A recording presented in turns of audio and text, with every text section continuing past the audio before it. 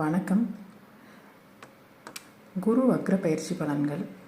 இந்த வரிசையில் குரு, இது நம்ம ஜோதிடத்தில் மாபெரும் சுபர் அப்படிங்கிறவர் குரு. இந்த குரு பகவான் ஒவ்வொரு வருஷமும் இப்போ ஒவ்வொரு ராசிக்கு பயிற்சி ஆகிறாரு. அந்த மாதிரி இப்போது இந்த வருஷம் மே மாதமே நமக்கு மேஷத்துலேருந்து ரிஷபத்துக்கு பயிற்சி ஆகிட்டார். இப்போ ரிஷபத்தில் இருக்கிற குரு வக்ரகதியில் பயிற்சி ஆகிறாரு. அதுக்காக பின்னோக்கி திரும்ப மேஷத்துக்கே வருவாரான்னா இல்லை. அதே ரிஷபராசிலேயே ஒரு நட்சத்திரம் பின்னோக்கி வருவார். அது வக்ரகதி அப்படிங்கிறது உண்மையிலுமே குரு எல்லா கிரகங்களுமே முன்னாடி நோக்கி தானே சுற்றிட்டு இருக்கு. பின்னோக்கி வருமா அப்படின்னு கேட்டால், சூரியனுக்கு 5ஆம் இடத்துலையும் ஆரம்பித்து 8ஆம் இடம் வரைக்கும் இருக்கிற 5, 6, 7, 8 இருக்கிற கிரகங்கள் நிச்சயமாக வக்ரம் அடையும். அதன் அடிப்படையில் சூரியன் தற்பொழுது கன்னியில் இருக்கார். ஸோ இந்த கன்னியில் இருக்கிற இந்த சூரியன் அங்கேருந்து மகரத்துக்கு போகிற வரைக்கும் இந்த குரு வக்ரகதியில் இருப்பார். அதாவது அக்டோபர் மாதம், இந்த மாதம் 9ஆம் தேதியிலிருந்து, அதாவது 2024 அக்டோபர் 9ஆம் தேதியிலிருந்து 2025 பிப்ரவரி மாதம் 4ஆம் தேதி வரைக்கும் கிட்டத்தட்ட ஒரு 4 மாதத்துக்கு இந்த குரு வக்ரகதியில் இருக்க போகிறாரு. ஸோ இந்த குரு ஒரு சுபர் வக்ரகதி ஆகிறது நல்லதா கெட்டதா? சிலருக்கு நல்லது, சிலருக்கு அது கெட்டது. ஸோ யாருக்கு, எந்த ராசிக்காரங்களுக்கு இது நல்லது, எந்த ராசிக்காரங்களுக்கு இது கெட்டது அப்படிங்கிறத, ஸோ அது என்ன விஷயத்தில் நம்ம கேர்ஃபுல்லாக இருக்கணும் அப்படிங்கிறதையும் நம்ம இந்த வீடியோவில் நம்ம பார்த்துடலாம். ஒவ்வொரு ராசிக்கும் தனித்தனியான வீடியோக்கள் நம்ம போட்டிருக்கோம். அந்த வீடியோவில் நீங்கள் செக் பண்ணி பாருங்கள். நான் முன்னாடியே சொல்கிற மாதிரி எப்போவுமே உங்களுடைய ராசி லக்னம் ரெண்டுக்கும் சேர்த்து பார்த்துக்கோங்க. உங்களுக்கு இன்னும் கொஞ்சம் துல்லியமான பலன் கிடைக்கும். ஓகே, வாங்க வீடியோக்குள்ளே போகலாம். தனுசு ராசிக்கு குரு வக்ர பயிற்சி எப்படி இருக்கும்? தனுசுக்கு குரு ராசிநாதன், அவர் தான் சுகாதிபதியும். இப்போது ராசிநாதனும் சுகாதிபதியும் ஆகிய குரு ரிஷபத்தில் இருக்கார். அதாவது ருணரோக சத்ருஸ்தானத்தில் இருக்கார், 6ஆம் இடத்துல. அது தன்னுடைய எதிரியினுடைய பகை வீட்டில் இருக்கார். குருவுக்கு அது பகை வீடு. அது அங்கே ரிஷபத்தில் இருக்கிற மே மாதமே பயிற்சி ஆகிட்டார். இப்போ அந்த குரு அந்த இடத்துல வக்ரகதியில் வரப்போகிறார் அடுத்த 4 மாதத்துக்கு. இப்போ என்ன பண்ணுவார் இந்த குரு? ஏற்கனவே பகைவரோட வீட்டில் இருக்கார். நம்மளுக்கு பிடிக்காத ஒருத்தனுடைய வீட்டில் போய் நம்ம இருக்கோம். அங்கே இருக்கும் இவ்வளோ நாள் அட்லீஸ்ட் ஒரு நம்மளாம் இருந்தோம். அங்கே வீடு மட்டும்தான் சரியில்லை, நம்ம பிடிக்காத வீட்டில் தான் இருக்கோம். இப்போ நம்மளோட புத்தியுமே எப்படி சொல்கிறது, தலைகீழாக நடக்குது. ஸோ அப்படிங்கும்போது எப்படி இருக்கும்?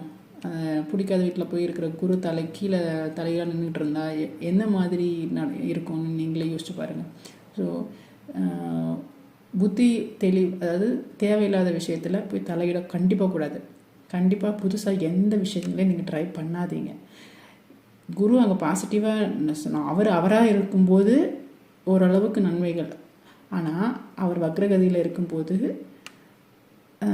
நீங்களாக இல்லை. ஓகேவா?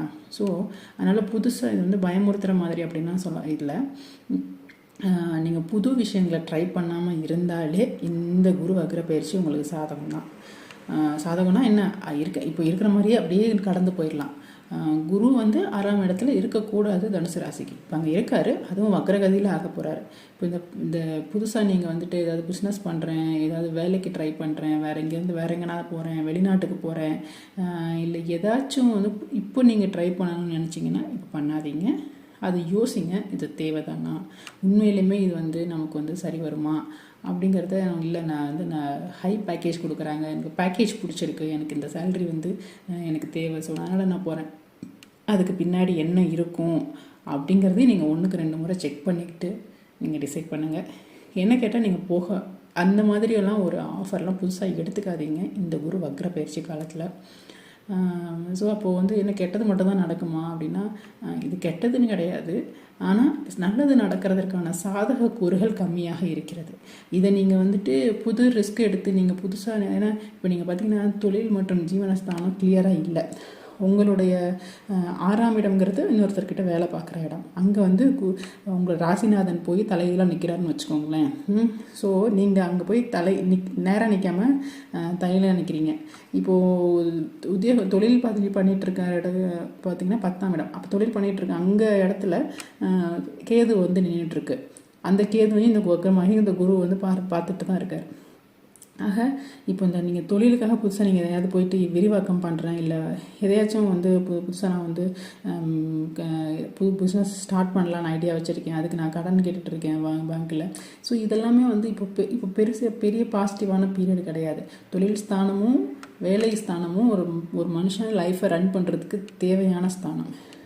லக்கீலி உங்களுடைய தனாதிபதி சனி வந்து நவம்பர் 20ஆம் தேதி இன்னொரு மாதத்தில் இதாக போகிறார், வக்ர நிவர்த்தி ஆக போகிறார். ஸோ அதனால் அது உங்களுக்கு தனம் வந்து ஓரளவுக்கு நீங்கள் மேனேஜ் பண்ணிக்கலாம், தன வரவு இருக்கும். ஆனால் புதிதாக கடன்களை பெருசாக ஏற்படுத்திக்கிறதோ, புதிய பிரச்சனைகளில் வந்து தலையை விட்டுக்கிறதோ, புதிய கமிட்மெண்ட்டு, புதிய தொழில் விஷயங்களில், புதிய வேலைகளில், ஸோ இதெல்லாமே வந்து இப்பொழுது தேவையில்லை. இப்போ நீங்கள் வந்து இது கொஞ்சம் நிதானமாக பண்ணுறது தான் நல்லது.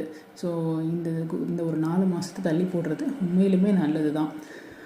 2வது சுகாதிபதியும் குரு தான். இப்போ இந்த சுகஸ்தானத்திற்கு அதிபதியாகி இந்த குரு 6ஆம் இடத்துல போயிட்டு வக்ரம் அடைவது, 6ஆம் இடத்துக்கு போகிறப்போ புதுசாக ஏதாவது நோய்கள் உங்களுக்கு அந்த மாதிரி ஏதாவது ஒரு சில நோய்கள் இருப்பதாக நீங்கள் இவ்வளோ நாள் ஃபீல் பண்ணிகிட்டு இருந்தீங்கன்னா, இந்த குரு வக்ர பயிற்சி காலத்தில் அந்த நோய் தீர்வதற்காக அந்த நோய்களை நீங்கள் அதாவது இந்த நோய் கொஞ்சம் இதோட இம்சை கொஞ்சம் அதிகமாகிற மாதிரி தோணும். ஏன்னா இம்சை அதிகமானால் தானே நீங்கள் போய் டாக்டரை பார்ப்பீங்க. ஸோ ஒரு நல்ல மருத்துவரை நீங்கள் வந்து சரியாக தேர்வு செய்ய வேண்டியதும் உங்களுடைய கடமை. ஸோ நீங்கள் போயிட்டு ஒரு வைத்தியத்திற்காக நீங்கள் போய் செலவு பண்ணுவீங்க. ஆக ஒரு நல்ல மருத்துவரை தேர்வு செய்து கொள்ளும்போது கொஞ்சம் கவனமாக இருங்க. நோய்களை தீர்ப்பதற்காக இந்த பீரியடை நீங்கள் யூஸ் பண்ணிக்கோங்க. அதே மாதிரி கடன் நீங்கள் ஏற்கனவே வாங்கி வச்சுருக்கீங்கன்னா புதிதாக கடன் வாங்க வேண்டாம். ஆல்ரெடி வாங்கி வச்சுருக்கீங்கன்னா அந்த கடனை அடைப்பதற்கான சில வழிமுறைகளை, சரியான வழிமுறைகளை கண்டுபிடித்து அந்த வழிமுறைகளை நீங்கள் இப்போ செயல்படுத்தினீங்கன்னா உங்களுக்கு கடன்களை அடைக்க முடியும். அதனால் இந்த குரு வக்ர பயிற்சியை நீங்கள் ஒரு நிதானத்தோட ஒரு மாதிரி ஒரு சேஃபான ஒரு மோடில் நீங்கள் கொண்டுட்டு போகணுன்னா இந்த மாதிரியான டெக்னிக்கை நீங்கள் யூஸ் பண்ணுங்கள். புதுசாக முயற்சிகளை கையாளாமல் ஒரு மாதிரி அப்படியே பாஷாக இந்த 4 மாதத்தை கடந்துருங்க. ஸோ அப்படி இருக்கிறது தான் உங்களுக்கு நல்லது. நன்றி. இந்த குரு வக்ர பலன்கள்ங்கிறது பொது பலன்கள் தான். நீங்கள் உங்கள் சுய ஜாதகத்தை தயவு செஞ்சு என்ன தசாபுத்தி போயிட்டுருக்கு அப்படிங்கிறத நீங்கள் பார்த்துக்கோங்க. உங்களுக்கு தெரிந்த நீங்களே வந்து பாருங்கள். இல்லைன்னா உங்களுக்கு நம்பகமான ஜோதிடர்கிட்ட கேட்டு நீங்கள் வந்து என்ன தசாபுத்தியில் இருக்கீங்க அப்படிங்கிறதையும் பாருங்கள். உங்கள் சுய ஜாதகத்தில் ஏற்கனவே குரு வக்ரமாகி இருந்ததுன்னா இப்போது இந்த குரு வக்ர பயிற்சி பெரிய அளவு பாதிப்புகளை ஏற்படுத்தாது. அதனால் தைரியமாக இருக்கலாம். ஒருவேளை உங்கள் சுய ஜாதகத்தில் குரு வக்ரமாகாமலோ அல்லது வக்ரமாகியோ இப்போது வந்து அதோடைய தசையோ புத்தியோ இப்போ நடந்துக்கிட்டு இருக்குது. ஓகே, உங்களுக்கு கரண்ட்டாக வந்து குரு தசையோ குரு புத்தியோ நடந்துகிட்ருக்கு. அப்படிங்கிற பட்சத்தில் உங்கள் சுய ஜாதகத்தில் குரு வக்ரமாகியும் இருந்ததுன்னா இதோட இன்ஃப்ளூயன்ஸ் அது வந்து எந்த ஆதிபத்தியமோ ஸோ அந்த ஆதிபத்தியத்துக்கு இந்த மாதிரி இன்ஃப்ளூயன்ஸ் கொஞ்சம் கூட குறைய இருக்கும். இப்போது ஏன்னா கோச்சாரத்துலேயும் குரு வக்ரமாகும்போது உங்களுக்கு தசாபுத்தியிலையும் குரு நடக்கும்போது அதோடைய தாக்கம் கொஞ்சம் அதிகமாக இருக்கும். ஸோ அதனால் உங்களுக்கு என்ன தசாபுத்தி நடக்குது அப்படிங்கிறதையும் நீங்கள் ஒரு முறைக்கு 2 முறை செக் பண்ணிக்கோங்க. செக் பண்ணிக்கிட்டிங்கன்னா உங்களுக்கு இதனுடைய பலன்கள் இன்னும் கொஞ்சம் துல்லியமாக இருக்கும். அதேமாதிரி நான் முன்னாடியே சொன்ன மாதிரி உங்களுடைய ராசிக்கான பலன்கள், உங்களுடைய லக்னம் 2க்குமான பலன்களையும் தனித்தனி வீடியோவாக நம்ம ஒவ்வொரு ராசிக்கும் கொடுத்துருக்கோம்.